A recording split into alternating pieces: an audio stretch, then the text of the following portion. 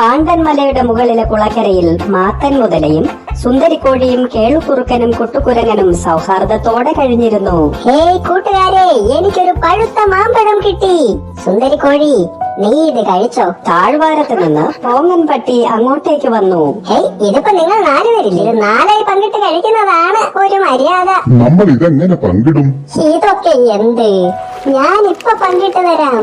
ഒരു കഷണം ചെറുതാണെന്ന് കാണുമ്പോൾ അവൻ മറു കഷണത്തിൽ ഒന്ന് കടിക്കും. അങ്ങനെ പങ്കിട്ട് മാങ്ങ മുഴുവൻ പോങ്ങന്റെ വയറ്റിൽ മാങ്ങാണ്ടി മാത്രം ബാക്കിയായി. ഇനിയിപ്പോ നമുക്ക് ഈ മാങ്ങാണ്ടി കുഴിച്ചിടാം. അതിൽ 4 മാമ്പഴം വരുമ്പോ അത് പങ്കിട്ട് തരാം. എന്റെ ഐഡിയ എങ്ങനെ ഉണ്ട്? മാമ്പഴം നിന്റെ വയറ്റിലുണ്ടല്ലോ.